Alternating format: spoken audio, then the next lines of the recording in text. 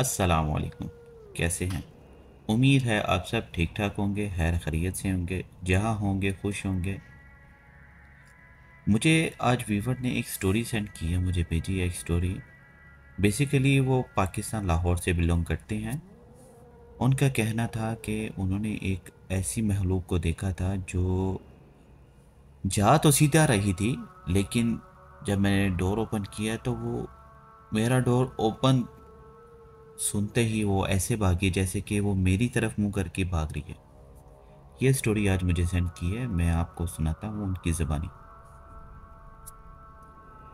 वो कहती थी कि मैं एक दिन अपनी भाभी के यहाँ गई रहने के लिए।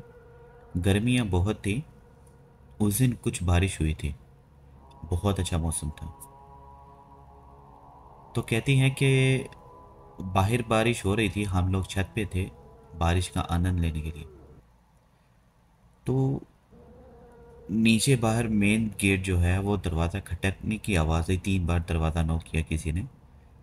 पहले तो बहुत आराम से किया, हमने तवज्जो नहीं दी उस दरवाजे पे कि शायद हो सकता है कोई जानवर वगैरह ना हो। फिर उसने 3 बार फिर दरवाज़ा खटकाया। वो कहते हैं कि मैंने अपने शोहर को बुलाया, उठाया और उनको कहा जाए देखें बाहर कौन है। आवाज़ नहीं दे रहा, हमने उसको काफ़ी आवाज़ दी है कि कौन है। वो ऊपर से नीचे आए तो देखा कोई भी नहीं। फिर वो नीचे ही रह गए कि शायद अभी कोई आ जाए, लाइट गई हुई थी तब। तो फिर उसके बाद दरवाज़ा फिर खटकने की आवाज़ आई और उसने मेरी भाभी का नाम लिया। उसने नाम लेकर उसने कहा दरवाज़ा खोलो, बाहर बारिश बहुत है, मुझे अंदर आना है। तो कहती हैं कि मेरी भाई ने फिर उसको ऊपर से आवाज़ दी कि बाब नीचे आओ, तुम्हें कोई आया है, तुम्हारी अम्मी शायद आई हैं, जाओ दरवाज़ा खोलो। इतना कहा, भाभी ऊपर से नीचे आई तो दरवाज़ा खोला, लेकिन बाहर कोई भी नहीं था, दूर दूर तक सन्नाटा था।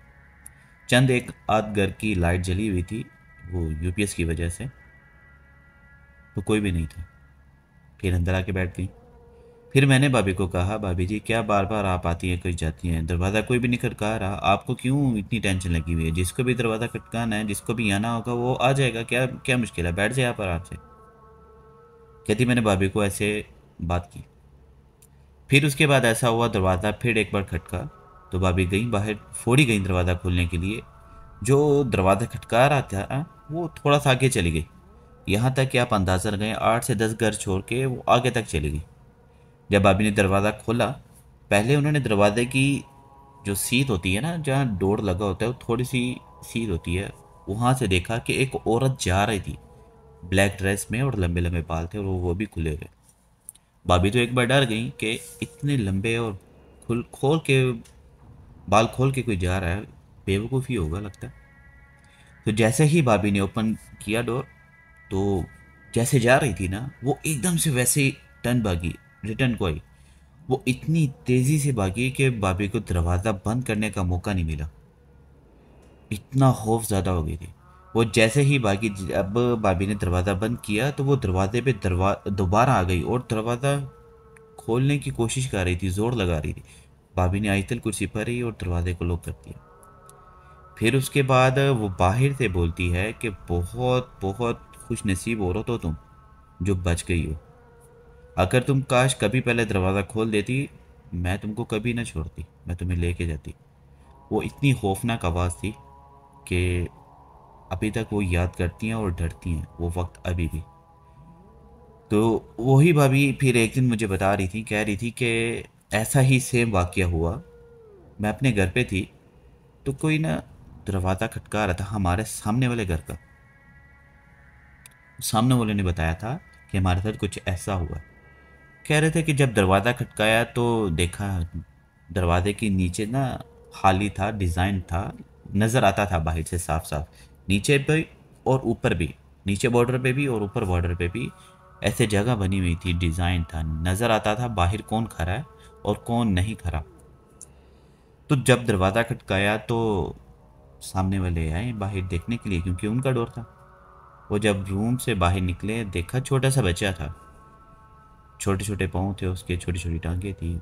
उनको पता चल गया ये कोई छोटा बच्चा होगा गली मोहल्ले का, किसी को बर्फ़ वगैरह चाहिए हो। तो उन्होंने जब दरवाज़ा खोला तो देखा कोई भी नहीं। कहता शायद हो सकता है किसी ने प्रैंक किया हो। दोबारा फिर ऐसे ही हुआ, वो चली गई अंदर। तो कुछ टाइम बाद यानी कि 5 मिनट बाद फिर दरवाज़ा खटका। तो फिर उन्होंने खोला, बाहर कोई भी नहीं। लेकिन इस बार नीचे से कुछ भी नहीं शो कर रहा था कि नीचे कोई है या नहीं है। तो ऐसा ही हुआ, फिर चले गई अंदर। तो जब तीसरी बार दरवाज़ा खटका तो उन्होंने नीचे की बजाय उन्होंने ऊपर देखा। नीचे बेज़ाहिर पाँव नहीं थे, लेकिन ऊपर एक औरत की शक्ल थी वो जो उनको घूर रही थी। बहुत खौफनाक थी वो। दिन का टाइम था, रात का टाइम नहीं, जिसे शक्ल दोपहर कहते हैं, 12 बजे के करीब।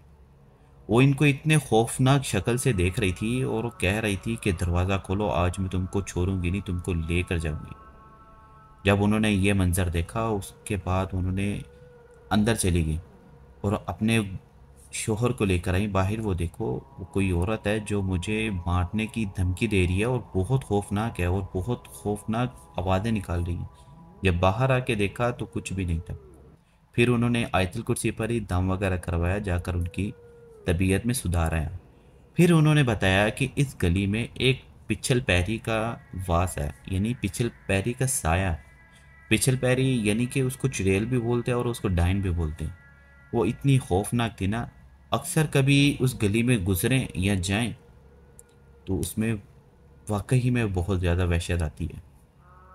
ये रही मेरी आज की स्टोरी। आपको कैसी लगी प्लीज़ आप मुझे कमेंट्स में ज़रूर बताइए। आप मुझे अपनी स्टोरी सेंड भी कर सकते हैं, मुझे व्हाट्सएप पर भी और जीमेल पे भी। मैं आपकी स्टोरी का इंतज़ार करूँगा। अगर आपको मेरी स्टोरी अच्छी लगी प्लीज़ आप मुझे लाइक सब्सक्राइब ज़रूर करें। मिलते हैं फिर किसी नेक्स्ट वीडियो में, तब तक के लिए मुझे इजाज़त दीजिए। अस्सलाम वालेकुम।